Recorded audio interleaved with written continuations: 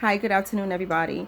I'm doing this video post today, reflecting on a post that I posted earlier today with regarding Black women and feminism, and how I strongly advocate for us Black women not to support.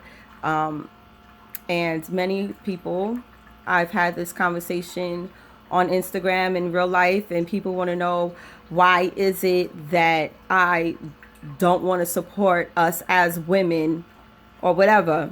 But people fail to realize where and when feminism, the movement, started to become big. Okay. Now, the first feminist march was in New York City was May 6th, 1921. Now, I want people to just think for a second and say to yourself, where were Black women on May 6th, 1921? Okay, I'll tell you, majority of the Black women during this time were watching the white female feminist children as they marched for their own equality and equal rights for pay and same opportunities as men. And this is why I try to tell my sisters, like, listen, I might come off strong. My personality is a little strong. You know, I'm very blunt. I'm very upfront and forward. I'm going to try to refrain from using profanity during this video.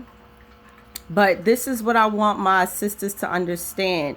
When you claim to support a movement or a culture, I want you to do homework before you jump into it head first. Now, sometimes, I mean, I've been there too. Sometimes we just affiliate ourselves with something because it sounds good. Okay, yes, as a woman, of course I will want equal pay, you know, but it's deeper than that. Okay, during this time, Black women, we didn't have this same freedom as white women. Okay, I want people to keep that in mind as well. Now, let's ask ourselves this question in the Black community. The same year, the end of that month, May 31st, 1921, do you know what happened? I'll tell you. It's called Black Wall Street in Tulsa, Oklahoma. A whole community of Black-owned businesses, Black-owned everything, schools, banks, hospital, lawyers, everything was Black-owned and was destroyed by the whites in that community, because Black people they'll give you money, but you better not have no power or freedom with that money. That's why so many athletes and stars, we ask, why don't they advocate for us more, da da da. You know why? Because they're paid to stay their Black asses out of the mix. That's why. Okay, but that's another topic. Let me just stick to the point. Okay, now, Black women in feminism, I strongly feel that it keeps the Black family divided. We have this persona that anything he can do, I can do better. You know what I'm saying? And yeah, some of us females are left to do, well, especially with children. Some of us are left to have to take care of a household without the male there, the Black male there, whether it be he just doesn't have the drive or that in him to be a father and step up, so he runs, or he's locked up, or he was murdered. But this is the problem with us as women. We are so quick to degrade and put down the Black man, and vice versa. But I'm explain why. During slavery, okay, the Black male was emasculated in front of his women, in front of his queen, his mother, his kids. Okay, he was raped, he was beaten, he was sodomized. All kinds of crazy things happened during slavery that people don't talk about. And now I know people say, oh, here she goes with the slavery thing. Race isn't always an issue. Race is always an issue. And the sooner people realize this, the sooner that everybody can be comfortable talking about it, because it's an issue. It's a problem. Okay, so what happens is we look at they've seen their male being basically broken down mentally, emotionally. And when it happened to the women, when she was raped by the slave master or whatever, she looked to her man and said, why weren't you there to protect me? How could you let this happen? And from that moment, excuse my expression, Nigga, you ain't shit. That's how it all started from way back then for centuries. And it carried on. Like I said, during this time, up until now, our black men have been picked off. You know what I'm saying? The genocide of our people is still very much alive to this day. Now, the reason why I'm so passionate about this, upon my awakening in my late 20s, you know, I started to see things, how things was happening, and saying to myself, like, yo, this is bugged out. This isn't right.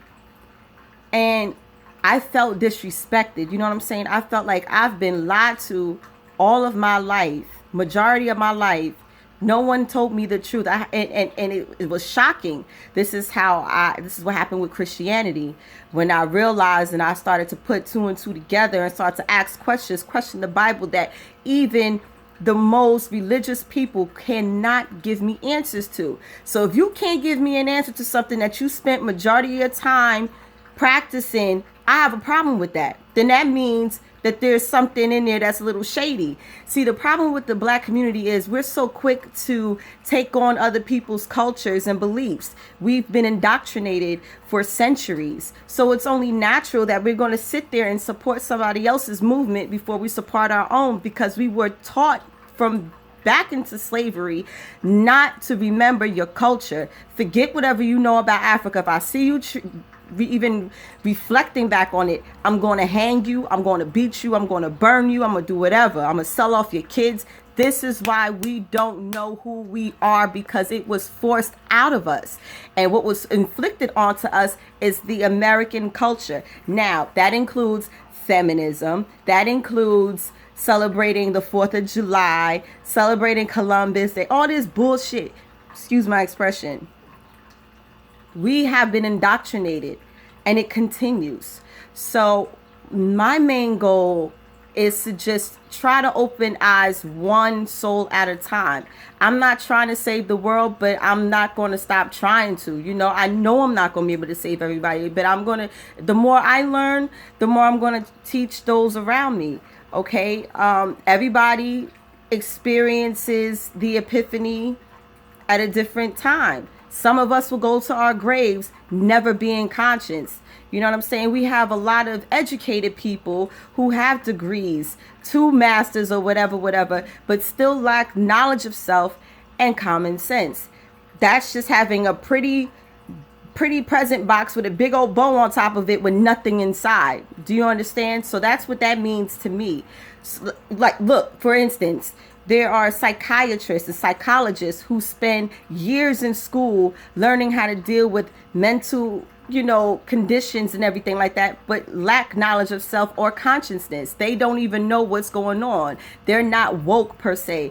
I have a problem with that. You want me to believe that I'm the crazy one for seeing the world how it is, but you're not even conscious, and you're a psychiatrist / psychologist or whatever. That's pretty scary, if you ask me. You know what I'm saying? So I just want us as a people, sisters, we cannot sit here and make it seem like, oh, I can do this, I could do what a man could do, I don't need no man. Because that mentality is going to have you manless, weddingless. Don't no man want to feel like he is second to a woman. He wants to feel like a man is supposed to feel, and a woman wants to feel like a woman is supposed to feel. I'm not perfect. I'm not far near an angel. Those of you who know me know I could get pretty foul with it, but I'm learning to curve that. It's not easy, because I still have my moments when I be like, you ain't and I have to check myself like, come on, Mo. You want a different train of thought now. You can't treat your man like this. This is not right. This is not what it's supposed to be about. But it's a learning process, and I'm still learning. As I learn, I want to teach it, and I want to pass it on as well. Black women, if you want to start some type of movement, start your own movement, because these women that you want to support talk about, yeah, I'm pro-feminist, I'm a feminist. Yell Black Lives Matter and see what these white women going to say to you. No, all lives matter. But check this out, homegirl. Not all lives is being picked off like black lives. You want me to believe that? That's crazy. Y'all so quick to support them. They will not support you. The moment you start talking about, oh, pro-black this or Black Lives Matter that the next time police bust a cap in somebody's ass, where are they to be found? Nowhere. But you want to sit here and support feminism. Just do your history before you start shouting, saying, I'm this, I'm that. No, if you want to start a movement uniting the black families again. Welfare, all these things keep the black men out of the household. You can't have Section 8 and have your man with you. Hell no. No matter if both of y'all working part-time or whatever, not making ends meet, he can't live in the household with you. These are the things I want to click off in your brain before you start saying, I support this, that, and third. No, support your men first. Support your kings first. Support your sisters first. Don't sit here and put your sisters down. If you up here, pull her up, pull him up. That's what we need to support. Don't stop the indoctrination. Let's